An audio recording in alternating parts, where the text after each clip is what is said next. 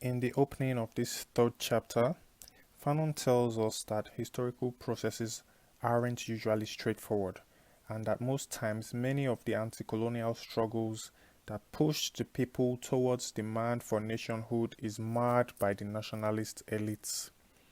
Quoting Fanon, the unpreparedness of the elites, the lack of practical ties between them and the masses, their apathy, and yes, their cowardice at the crucial moment in the struggle are the cause of tragic trials and tribulations.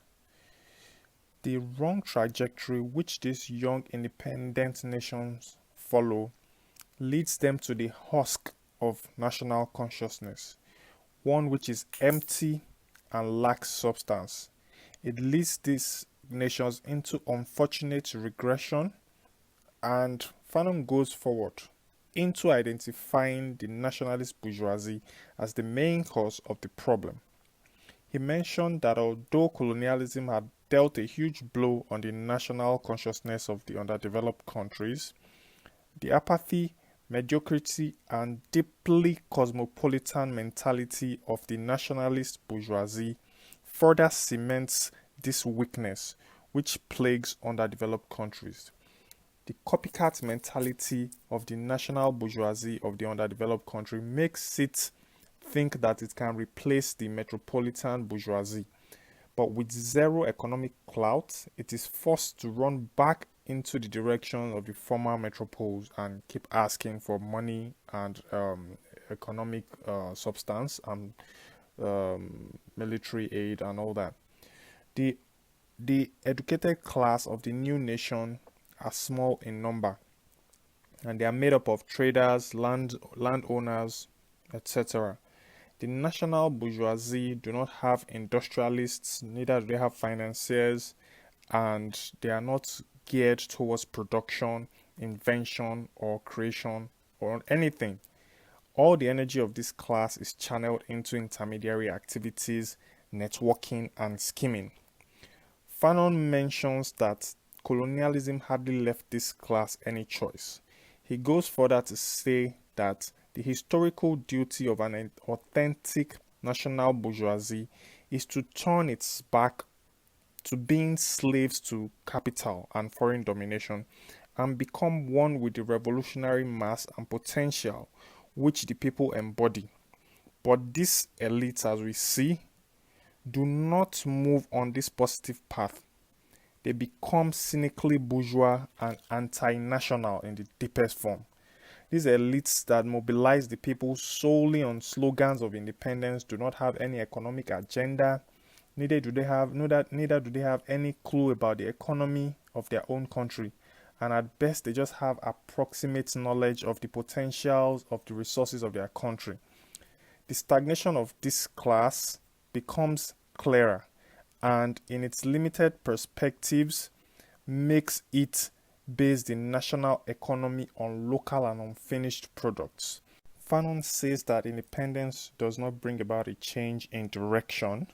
We keep worrying about the old groundnut, cocoa, and olive harvests. And he says likewise the traffic of commodities goes unchanged.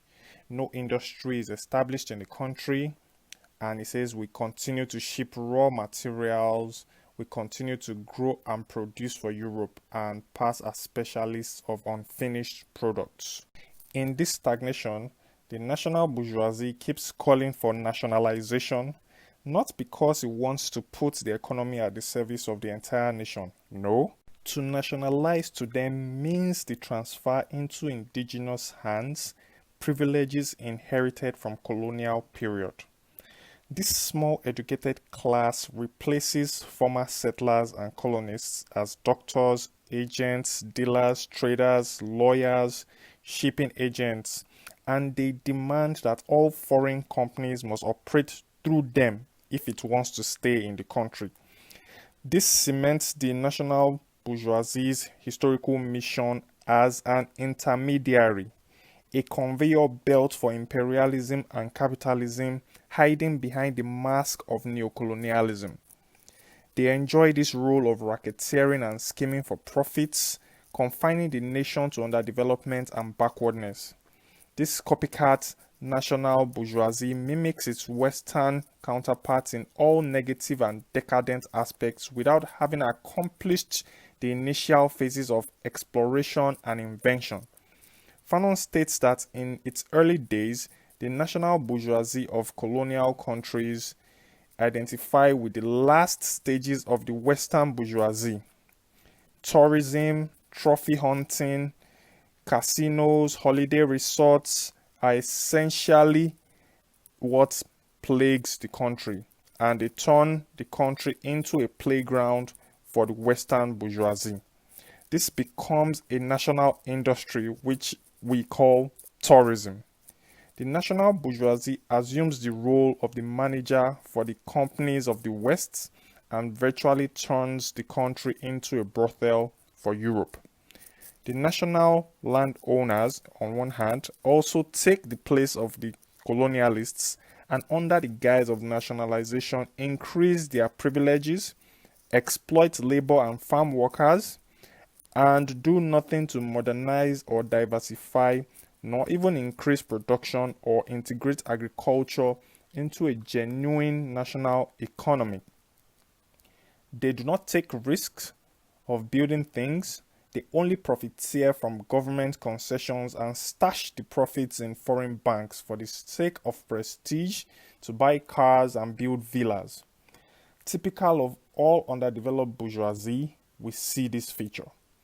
This class uses its class aggressiveness to corner jobs and take the positions held by foreigners. The urban proletariat, mirroring the behavior of the nationalist bourgeoisie, stands to pick fights with other Africans of other nationalities. Their shops are burned down, some are lynched, and Fanon gave examples of how the clashes between the Ivorians and Dahomians or Senegalese against the Sudanese in the countries where they were ejecting themselves from each other's countries, as we even saw with the Ghana must go thing in Nigeria, Buttressing this, Fanon states that the mechanism is the same, where the ambition of the young nation's intellectuals and business bourgeoisie are thwarted by Europeans for the majority of the urban population. Competition stems mainly from Africans of other nations, and we see that this dynamic threatens African unity because of the virulent chauvinism that arises amongst nations. All in this, the national bourgeoisie proves incapable of enlightening the people and correcting this error. Ethnic and tribal tensions come to rise. And quoting Fanon, since the only slogan of the bourgeoisie is replace the foreigners, and they rush into every sector to take the law into their own hands and fill the vacancies, the petty traders such as taxi drivers, cake sellers, and shoe shiners follow suit and call for the expulsion of the Dahomians, or take tribalism to a new level, demand that the Fulani go back to their bush or back up their mountains. Fanon links this to the triumph of rabid federalism in certain young independent nations. He gives a broader context as to how colonialism malforms the economy of colonies, focusing on regions with resources while stagnating and underdeveloping the rest of the nation. It is in this context that after independence, regions rich in resources refuse to integrate with the rest of the nation. These rich regions look upon the other regions with hatred, envy, and murderous impulses. This gives rise to the resurfacing of old tribal hatreds and ethnic rivalries. This further crumbles the African unity, which was once the watchword of the mobilization of men and women on the continent. This also gives rise to religious rivalries in the interior. Colonialism once again crawls into this crack in unity and shamelessly pulls all the strings of diversion. religious fervor heightens, and we have the Islam versus Christian thing going on. Quoting Fanon, he says the missionaries opportunely remind the masses that the great African empires were dismantled by the invasion of Arabs long before the arrival of European colonialism. They even go as far as to say that the Arab occupation paved the way for the European colonialism. References are made to Arab imperialism and cultural imperialism of Islam, and then the Muslims are generally kept out of managerial positions. That's where you have Christians in power, and in other regions where the reverse is true, the Christians are the targets, of these conscious enemies of national independence. On a continental scale, this rivalry spreads into the crudest form of racism. There's the division between the white and black regions of Africa, or North Africa and Sub-Saharan Africa. The hateful clashes and racist attack between these two regions become highly reminiscent of the colonial days. The national bourgeoisie of those two regions have assimilated to the core the most despicable aspects of colonial mentality. So you have students in Sub-Saharan Africa that will be asked if they live in huts or they practice cannibalism.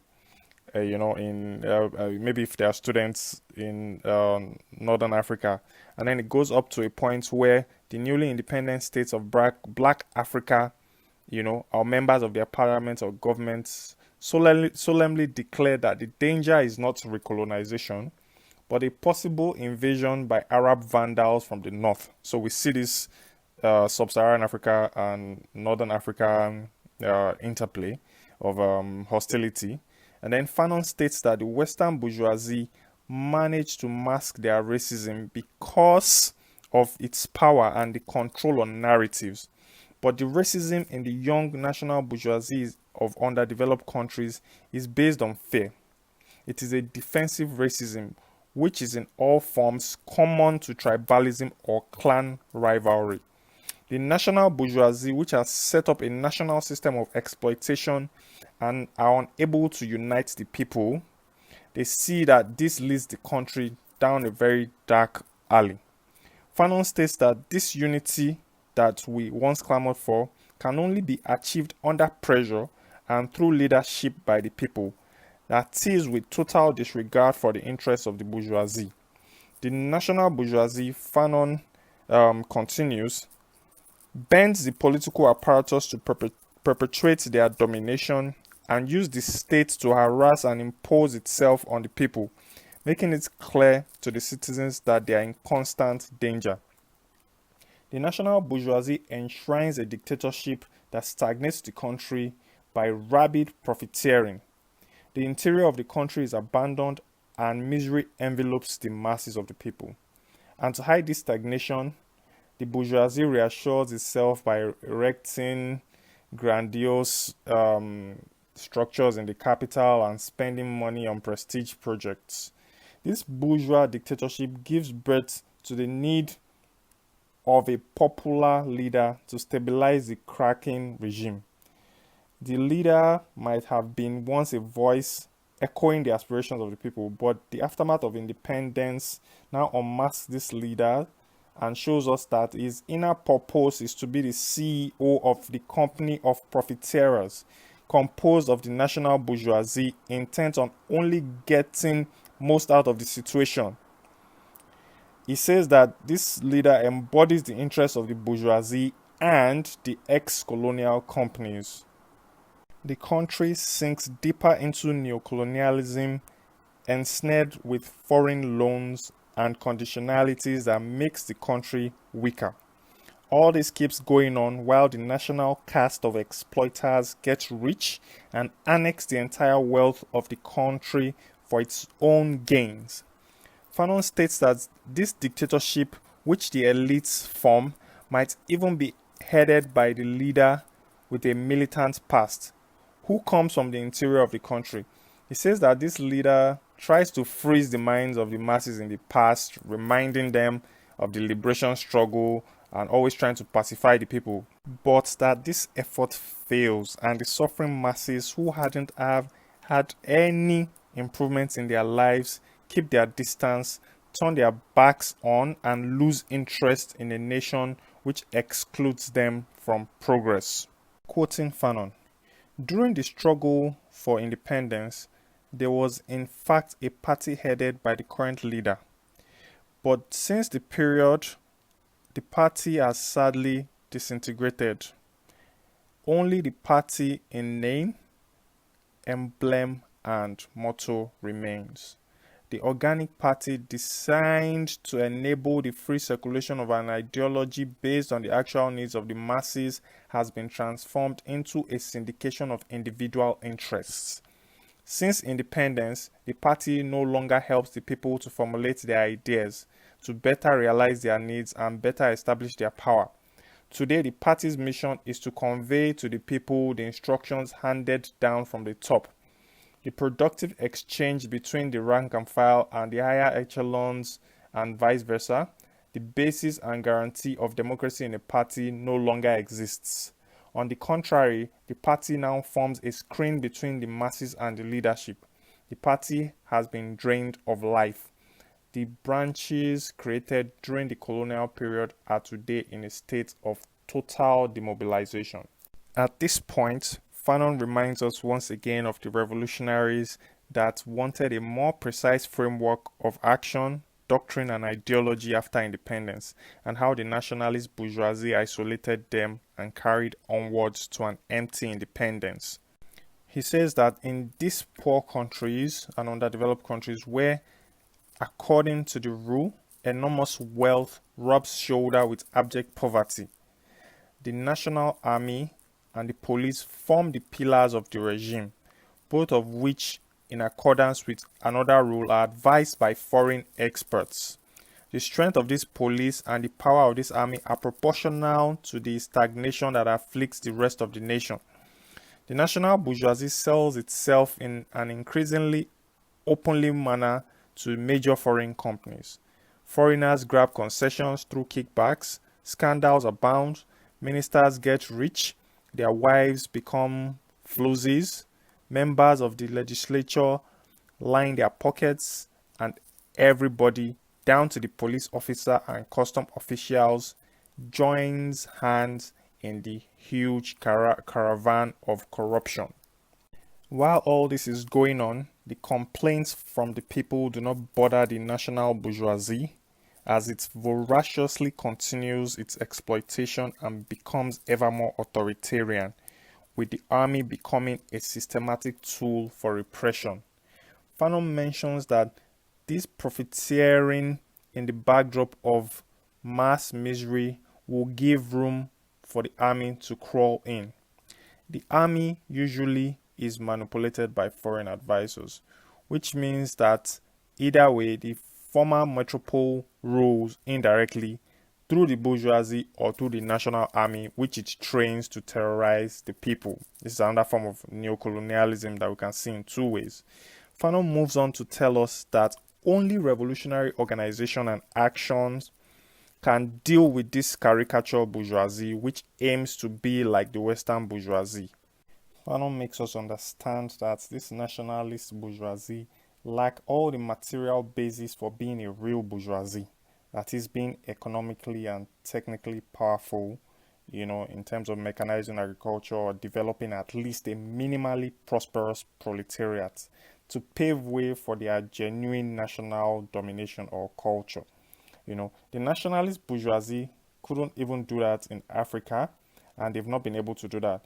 While the country sinks into further stagnation, the nationalist bourgeoisie further turns its back on the people and continues to enrich itself. He states that the bourgeois phase in the history of underdeveloped countries is a truly useless phase. He says that once this caste has been eliminated and swallowed up by its own contradictions, it will be clear to everybody that no progress has been made since independence and that everything has to be started over again from the scratch. This restructuring of the economy will not be based on the order set in place by the bourgeoisie during its reign, since this caste has done nothing else but prolong the heritage of the colonial economy, thinking, and institutions. In all this going on in the country, Fanon tells us that there will be some genuine intellectuals that instinctively kick against this profiteering class, and that these intellectuals are assets to revolutionary struggle and organization.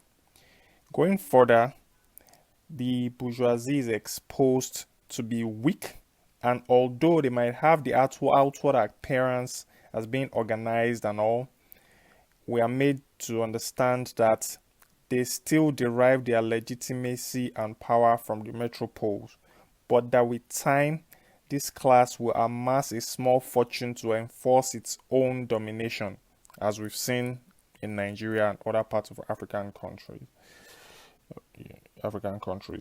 Moving forward into the second half of the chapter, Fanon gives out some comprehensive advice, suggestions, and ideas that could or should be applied to the tackling of the pitfalls of this national consciousness and how to prevent them.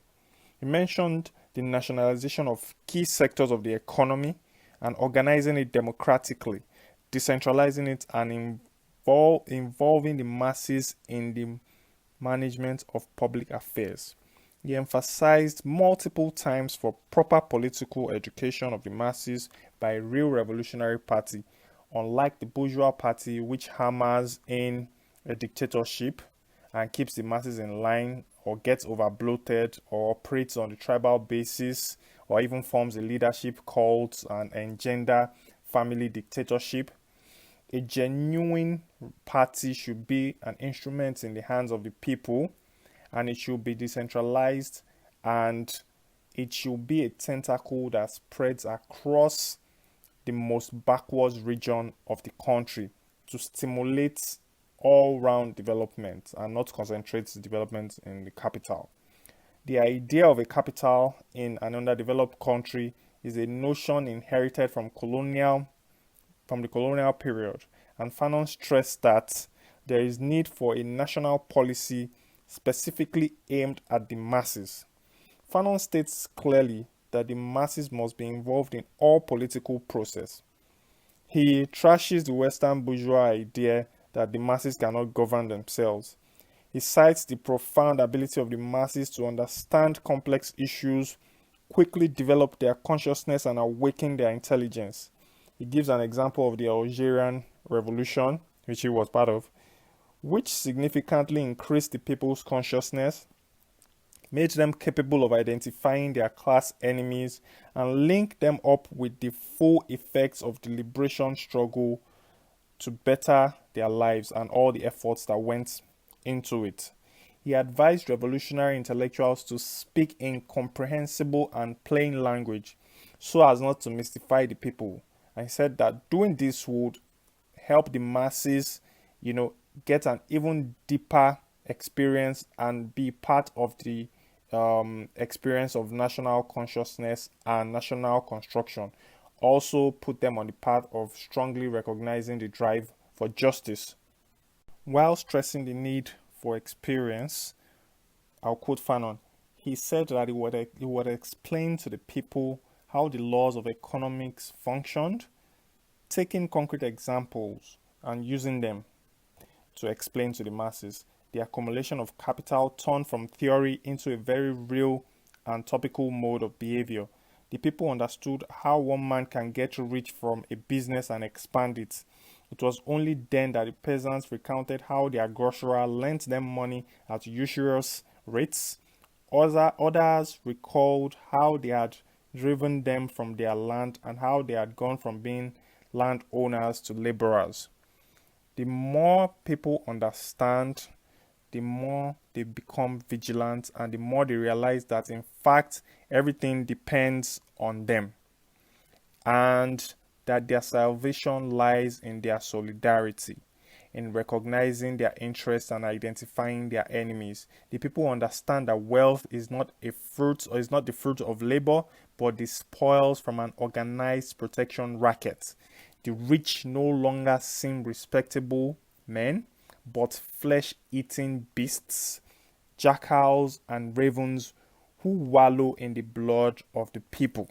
He again points out the need for people to be part and parcel of the experience of the liberation struggle, even if it means that the process will take longer for the masses to arrive at full liberation because of the depth and fullness of consciousness which is gained during the progress and process of the revolution.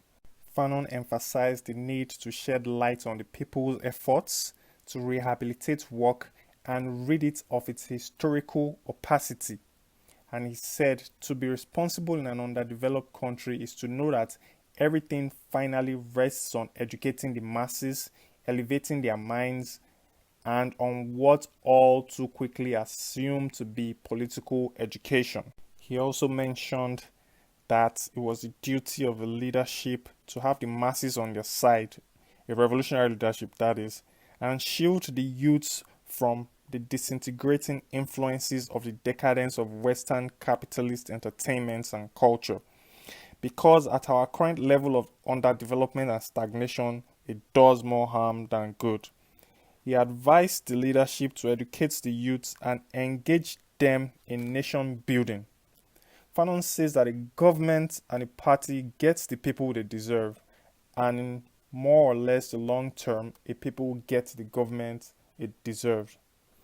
He advised the revolutionary militants not to overshadow the people but to work with them in a collective manner and for common salvation. Nobody, he says, has a monopoly on the truth, neither the leader nor the militant. The search for truth in local situation is the responsibility of the community. He also affirms that only underdeveloped countries led by a revolutionary elite emanating from the people can empower the masses to step onto the stage of history. He called for a politicization of the masses and, most importantly, the military, so as to detribalize it and unify the nation. He said that the military should, most importantly, be prevented from nursing dreams of crawling into power and taking over from the decadent bourgeoisie, that the military must be at the service of the people and fight for securing the territorial integrity of the nation. He warned strongly against the preservation of feudal relations and traditions, which puts men over women. And I'll quote Fanon on this. He says, "Women shall be given equal importance to men, not in the article of the Constitution, but in everyday life, at the factory, in the schools, and in assemblies." He also advised that it should be possible to mobilize the whole of the nation should it be necessary to defend the territory and civil leadership. He gave the importance of having people's militia and that everybody should be able to handle the weapon, as we've seen in some revolutionary countries. He highlighted the need to stay away from sterile nationalism and tells us that the nation can only come into being in a program elaborated by revolutionary leadership and enthusiastically and lucidly appropriated by the masses. The national efforts must be constantly situated in the general context of underdeveloped countries. The front line against hunger and darkness, the front line against poverty and stunted consciousness must be present in the minds and muscles of the men and women. The work of the masses, their determination to conquer the scourges that for centuries have excluded them from the history of the human mind, must be connected to the work and determination of all underdeveloped peoples. Fanon closes this chapter by reaffirming that the bourgeois leadership takes underdeveloped countries nowhere, and that only a government governed by and for the people can only give a chance for development and progress.